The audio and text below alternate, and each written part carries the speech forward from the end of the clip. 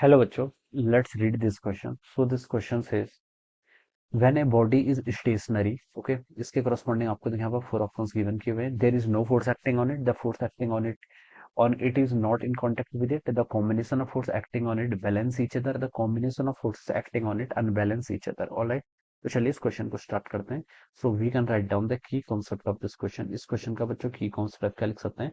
When a body is stationary, stationary bodies के यहाँ पर आपको बताना है. ठीक है, तो आप लिख लीजिए स्टेशनरी बॉडी. है स्टेशनरी बॉडी लिख लीजिए. ठीक है, स्टेशनरी बॉडी अगर है आपकी तो उस पर आपकी कौन सी कंडीशन क्या होंगी? सेटिस्फाई होंगे. ठीक है, तो देखिए बच्चों, कोई बॉडी अगर आपकी स्टेशनरी, स्टेशनरी बॉडी का मतलब यह है कि उस पर जो नेट फोर्स लग रहा होगा वो जीरो के इक्वल होगा. ठीक है, फोर्सेस तो ऑब्वियसली एक्ट हो रहे होंगे. ठीक है, लेकिन उन फोर्सेस का जो नेट इफेक्ट होगा वो आपका किसके इक्वल होना चाहिए? जीरो के इक्वल होना चाहिए. इसको ऐसे समझ सकते हैं, जैसे कोई ब्लॉक है, आपने ऐसे सरफेस के ऊपर रखा हुआ है.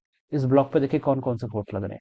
हम बता सकते हैं कि सबसे पहले तो इस पर अर्थ उसको अपनी तरफ अट्रैक्ट कर रही है, तो एक mg फोर्स लगी है ऐसे डाउनवर्ड डायरेक्शन में.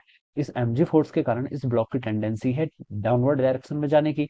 लेकिन जो सरफेस है ये क्या कर रही है? इसके मोशन को रेस्ट्रिक्ट कर रही है. क्या कर रही है? रेस्ट्रिक्ट कर रही है, फिर कंस्ट्रेंट कर रही है. तो इसका मतलब ये जो सरफेस है ये क्या लगा रही है? इस पर एक फोर्स लगा रही है अपवर्ड डायरेक्शन में, जिस फोर्स को हम क्या बोल देते हैं? नॉर्मल फोर्स या फिर रिएक्शन फोर्स बोल देते हैं. Reaction force of the ground. Okay, तो यहाँ पर देखिए mg भी फोर्स लग रहा है और नॉर्मल भी, दोनों फोर्स लग रहे हैं. ठीक है, लेकिन बॉडी आपकी स्टेशनरी है.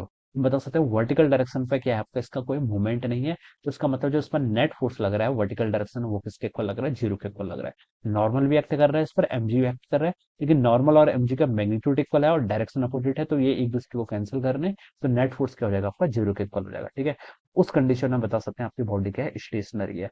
तो आप ऑप्शन से स्टार्ट करते हैं. ए ऑप्शन पे लिखा है there is no force acting on it. जब एक बॉडी स्टेशनरी होगी तो उस पर आपका कोई भी फोर्स नहीं लगेगा.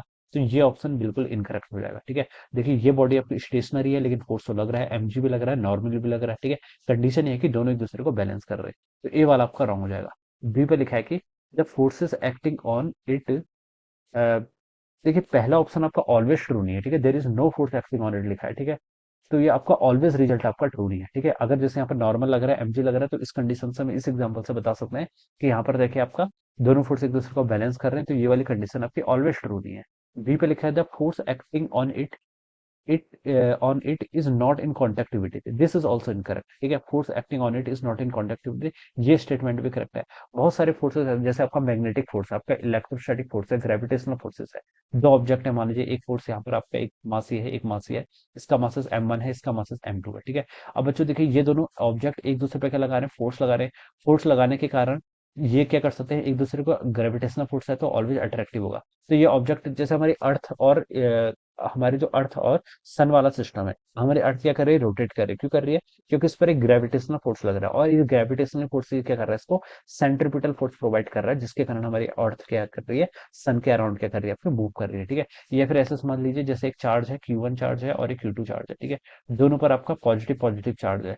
तो देखिए ये दोनों एक दूसरे के साथ कांटेक्ट में नहीं है, लेकिन इन दोनों पर क्या लग रहा है? फोर्स लग रहा है. तो ये इस पर फोर्स लग रहा है, ये इस डायरेक्शन मूव कर रहा है, ये इस डायरेक्शन मूव कर रहा है. These both bodies are not in contact, but फिर भी इस पर अनबैलेंस फोर्स लग रहा है, जिसके कारण ये क्या कर रही है? आपकी मूव कर रही है. ठीक है, तो बी वाली कंडीशन आपकी क्या होगी? रॉन्ग है कि नॉट इन कॉन्टेक्टिविटी, तो नो फोर्स होगा, तो this is not correct. Alright, C पे देखिए क्या लिखा है the combination of force acting on it is balance each other.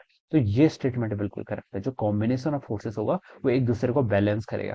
जैसे यहाँ पर नॉर्मल और एमजी एक दूसरे को कर रहे हैं, बैलेंस कर रहे हैं, तो इस सिचुएशन में बता सकता हूँ ये कि आपका स्टेशनरी रहेगा.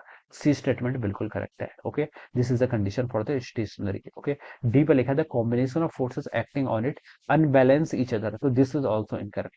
अनबैलेंस फोर्सेस अगर एक्ट करेंगे, मान लीजिए इसमें मैं हॉरिजॉन्टल डायरेक्शन में एक फोर्स आपने यहाँ पर से लगा दिया 5 न्यूटन का, और एक आपने इसको किसी चीज से अटैच कर रखा है और उसके कारण इस पर 10 न्यूटन का फोर्स लग रहा है इस डायरेक्शन में. ठीक है, तो 10 न्यूटन का फोर्स यहाँ पर लग रहा है, 5 न्यूटन का फोर्स यहाँ पर लग रहा है.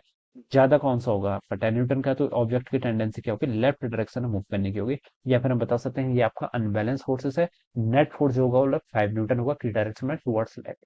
कॉम्बिनेशन ऑफ फोर्सेस अगर आपका अनबैलेंस होगा तो उस कंडीशन में बॉडी आपकी मूव कर सकती है, स्टेशनरी रहेगी नहीं रहेगी. तो डी ऑप्शन पे इनकरेक्ट. और इसका जो करेक्ट ऑप्शन होना चाहिए फिर वो क्या होना चाहिए? C option. तो क्या लिख सकते हैं बच्चों? Option C would be the correct answer of this question. Alright, so I hope you all understood this concept. All the best and thank you so much.